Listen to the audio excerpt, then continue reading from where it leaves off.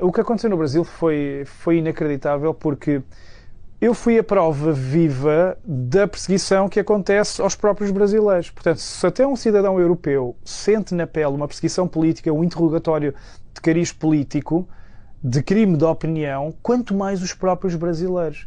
E é isso é que deixou tanta gente de boca aberta e teve uma repercussão internacional muito grande. Eu tive entrevistas para a Espanha, para a Itália, para o Japão, porque eles não queriam acreditar. Um cidadão português interrogado por questões políticas. Mas o Brasil isso está mesmo assim mal. E mesmo muitas pessoas que falavam comigo diziam assim, afinal aquilo está mesmo mal. Afinal tu não exageravas. Ou seja, foi um episódio que funcionou muito contra eles, porque fez com que a comunidade internacional percebesse realmente que algo de muito grave ali se passa, onde até um cidadão europeu sofre na pele essa perseguição.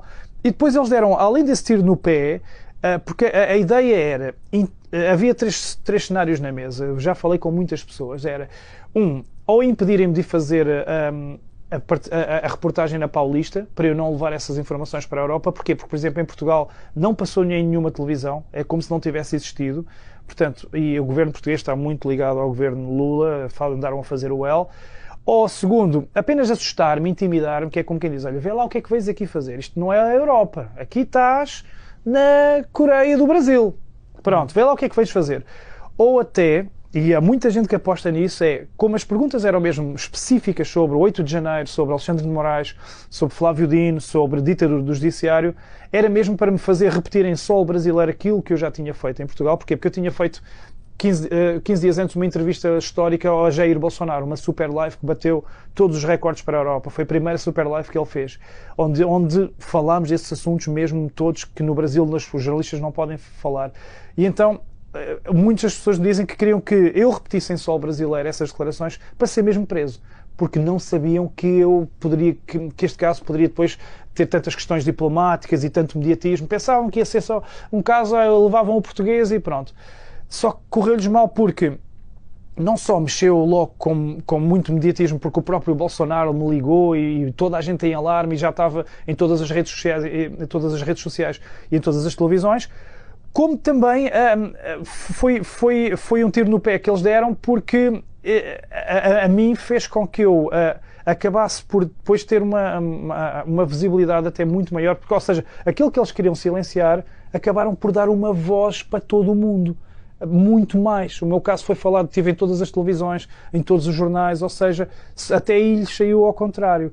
E, portanto, para não falar das questões diplomáticas, a própria Embaixada de Portugal também ligou, também entrou ao barulho. Portanto, saiu-lhes tudo ao contrário. E depois a tal questão que referiste até na introdução, que acabou com uma mentira, um comunicado mentiroso que me dá na minha mão um trunfo agora para os processar. Eu tenho 3 advogados de Portugal, Espanha e Itália a pegar nisso, porque tenho um documento na mão que diz, onde estão lá as questões políticas todas, não refere visto, não menciona o visto, e a Polícia Federal fez logo no próprio dia, para desculpar essa situação, um comunicado a dizer, não, ele foi um procedimento padrão para averiguar se ele tinha visto. Mas assim, até... Você está ligando que é uma mentira, mas assim, é uma mentira até impensada, né? Porque é um voo vindo de Portugal, imagino que devia estar cheio de portugueses, e vai pegar um único para questionar ele sobre visto. Só um é que vai fazer o procedimento padrão. E no procedimento padrão do Brasil questiona-se o 8 de janeiro, Flávio Dino e tudo mais, e no procedimento padrão sobre o visto não se fala no visto. É que ainda por cima eu tenho esse documento assinado pelo delegado onde não está lá a questão do visto, que ainda por cima não se aplicava, porque eu não ia contratado por nenhuma entidade, e mesmo que fosse, eu tinha 90 dias para estar lá à vontade sem visto, portanto não se aplicava. Foi feita à pressa, foi para tentarem limpar a borrada que fizeram, mas ainda se enterraram mais, porque esqueceram-se que eu tenho na mão um documento assinado onde prova que é tudo mentira. Portanto, isto mostra que alguém joga muito sujo lá no Brasil, para não falar do próprio episódio onde o próprio delegado recebeu à minha frente as indicações vindas de Brasília. Ele recebeu um telefonema de Brasília à minha frente, onde ele escreveu num papel o que é que tinha que me interrogar. Isto é surreal. É surreal. Ele escreveu ali, ora, 8 de janeiro, ele estava assim, tal. E eu estava ali, naquela salinha onde se tira as fotografias de lado, como aos criminosos, tratado como um criminoso, apenas pela minha opinião. Portanto, isto serviu para alertar o mundo que até um português, um europeu, é perseguido quanto mais os próprios brasileiros. E o que sucedeu depois foi inacreditável, porque passei de criminoso interrogado a herói na Paulista, a discursar para uma Paulista inteira.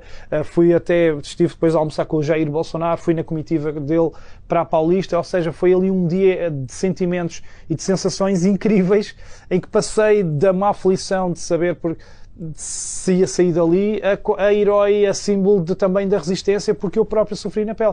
E foi a primeira vez, eu já corri o mundo inteiro em reportagens, estive na Ucrânia, estive em vários países, e foi a primeira vez que eu me despedi dos meus filhos com lágrimas, ou seja, como se eu fosse para a Coreia do Norte. Isto é surreal, estamos a falar do Brasil. Como é que um europeu teve medo de ir para o Brasil? E tenho ainda medo, hei de lá voltar, mas continuo a ter medo, porque eu sei lá o que é que esta gente me quer fazer. Eles podem não ter nada a perder e querer que eu seja um exemplo para os outros todos. Estás armado em herói, então agora vais ver o que é que te vamos fazer. Tenho medo. Ou seja, e é o Brasil, não é a Coreia do Norte. Se calhar mais facilmente entraria na Coreia do Norte sem medo do que no Brasil neste momento.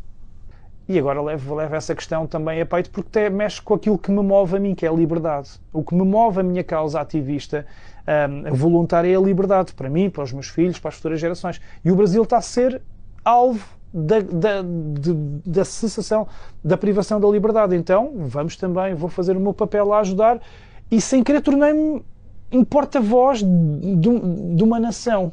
O que é incrível.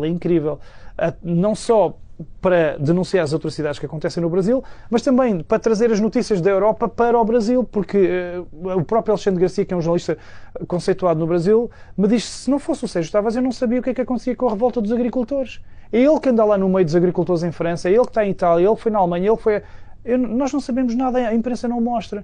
Então é um papel duplo que se criou com esta ligação, que é ser o porta-voz das denúncias do que se passa no Brasil, mas ser também os olhos e os ouvidos dos brasileiros para o que se passa na Europa.